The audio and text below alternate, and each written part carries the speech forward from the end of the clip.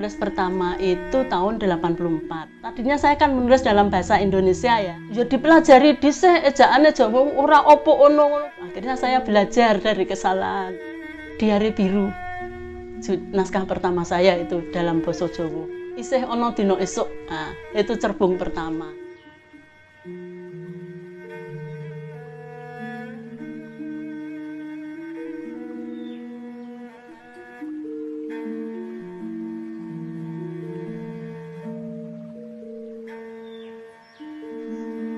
Ya, seperti itulah saya akhirnya menulis cerbung, terus menulis buku. Ini buku saya, ini Bumerang. Ini novel pertama saya. Waktu itu saya sudah tinggal di Jogja. Ini terbit pertama kali ketika Kongres Basa Jawa di Semarang tahun 91.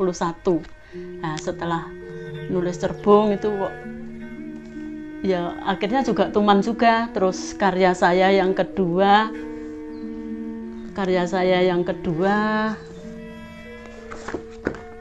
ini Nalika Prau Gonjing.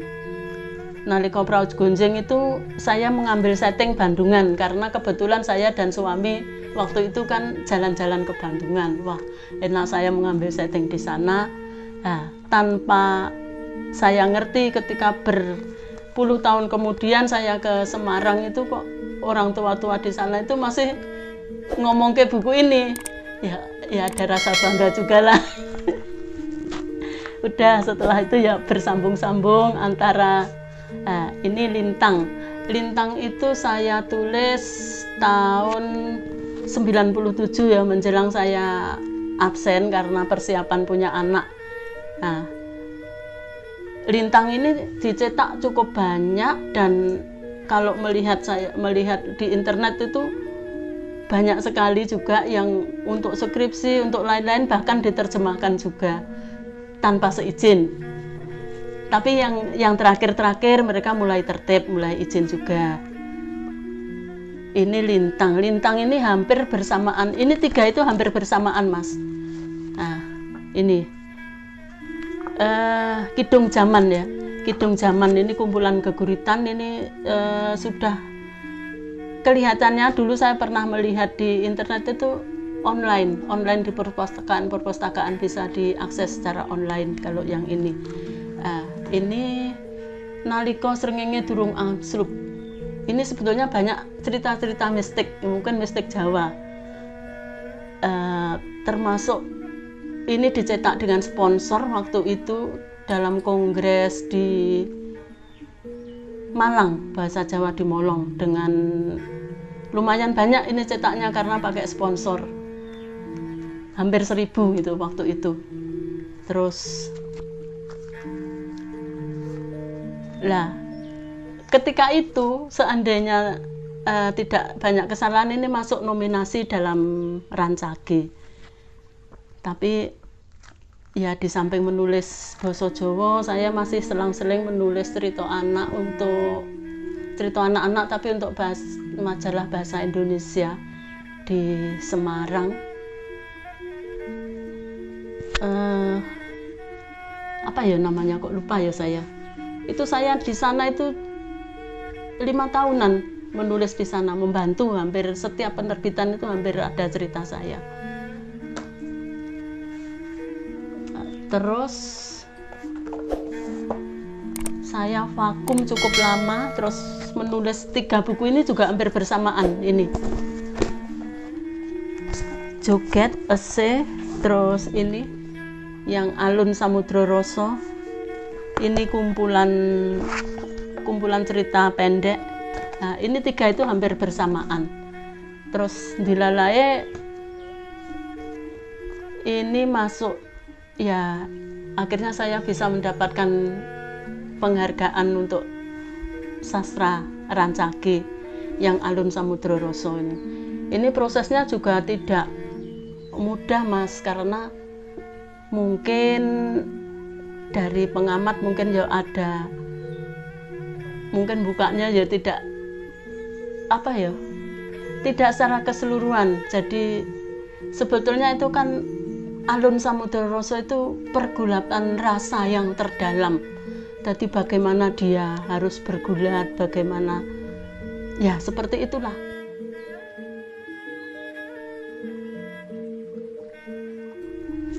Dan semua tulisan-tulisan saya itu saya lebih menonjolkan pada perempuan. Karena apa?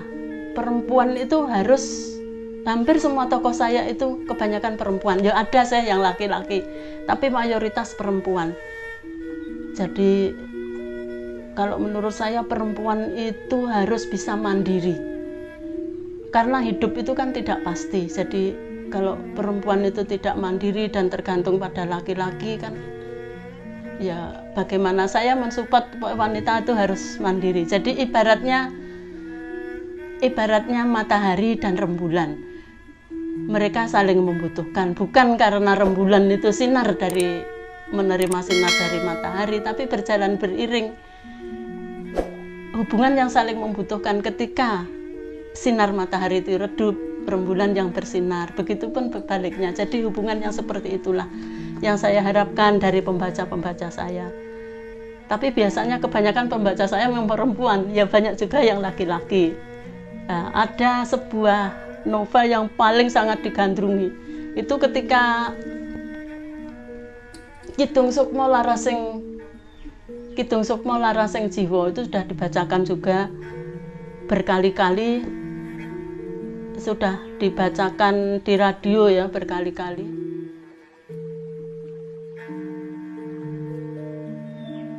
Boleh dibilang saya itu tidak bisa besar sendirian. Ada orang-orang di balik saya, teman-teman, ya suami, juga anak saya, ya sahabat-sahabat, banyak sekali orang-orang yang di balik saya. Pertama ketika saya, ini khusus untuk menulis Jawa ya, karena saya benar-benar dari nol. Ya, mulai menulis sastra Jawa itu tahun 84 artinya sudah akhir. Terus tahun 86 itu ada pertemuan sastra Jawa se-Jawa bertempat di Tulungagung. Nah, di situ saya termasuk diundang sebagai penulis baru. Nah, di situ ternyata saya bertemu dengan penulis-penulis yang sudah mapan, ternama karena seluruh Jawa ya. Waktu itu yang saya ingat pertama kali itu Pak Tiwi, Pak Tamsir yang mbak ke saya teko, oh ini Mbak Ardini, terus Pak Parto. Nah, ini yang membuat saya rada kaget itu, Pak Parto itu ternyata mengagumi saya juga karena tulisan saya yang Nalika Lampuwati itu dianggap baik. Lah, nulis itu seperti itu. Saya rasanya bangga banget dan ingin terus menulis seperti itu, dialem oleh penulis terkenal. Pak Tamsir, Pak Parto, ya banyak teman-teman di Triwida. Terutama ini Pak Tamsir. Pak Tamsir itu tidak hanya terhadap saya saja, itu terhadap semua teman-teman penulis. Kalau lama tidak menulis itu mesti didatangi. Kenapa kok tidak menulis? Apa kendalanya?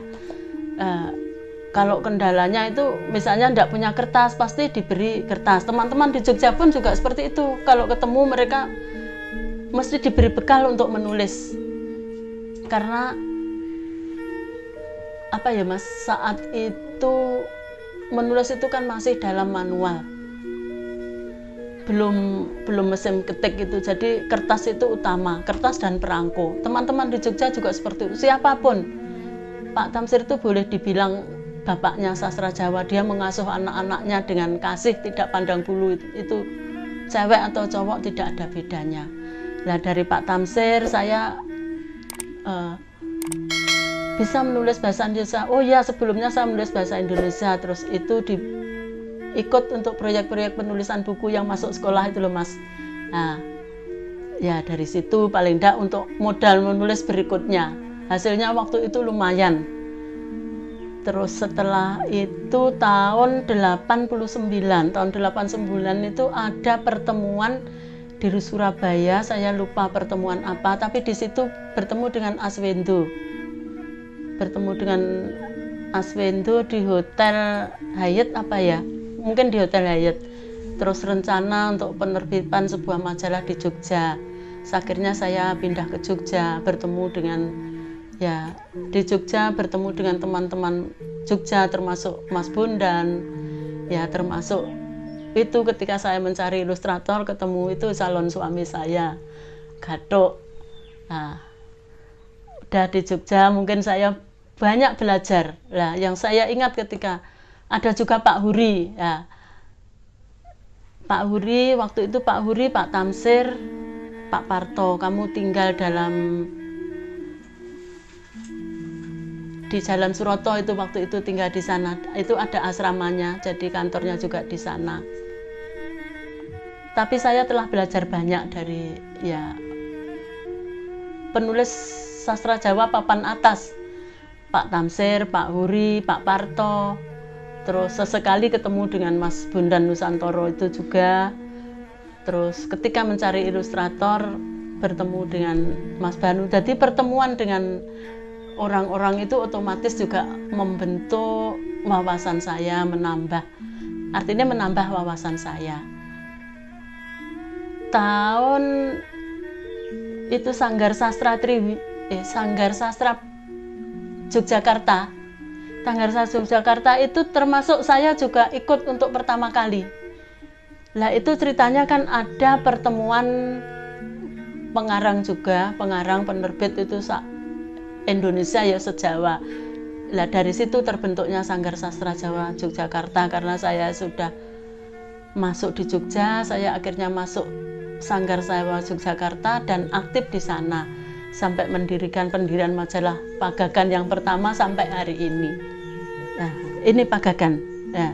Pagagan pertama sampai hari ini.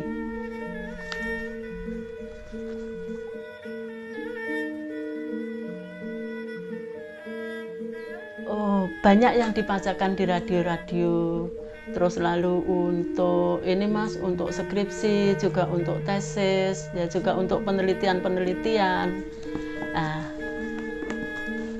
Ini untuk tesis seperti ini, terus skripsi, termasuk penelitian, termasuk untuk penelitian ya Mas, terus baik. Lah yang paling banyak itu dibacakan di radio-radio. Terus ini naskah saya. Ada juga yang dibacakan di radio di Suriname juga. Yang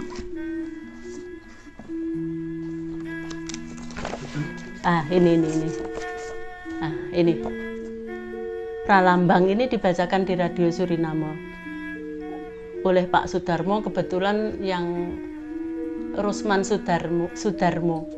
Kebetulan beliau kan yang mengampu untuk siaran Basa Jawa.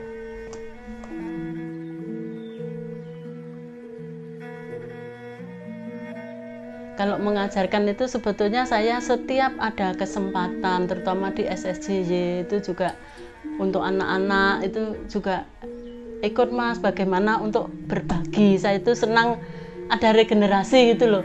Jadi setelah angkatan saya itu tidak ada, anak-anak muda itu bertumbuh.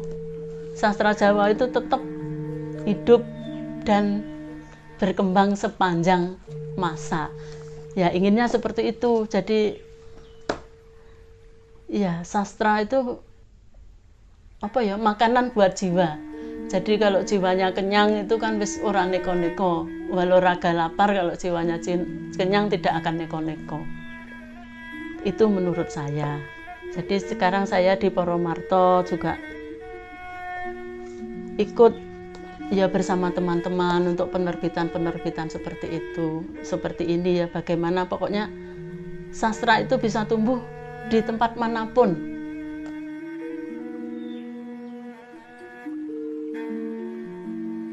Pesan saya untuk generasi muda itu tetap bisa mencintai warisan dari leluhur, termasuk sastranya, basa Jawa, sastra Jawa. Karena dalam sastra itu mengandung nilai-nilai tinggi, nilai-nilai yang adiluhung untuk bekal hidup kita.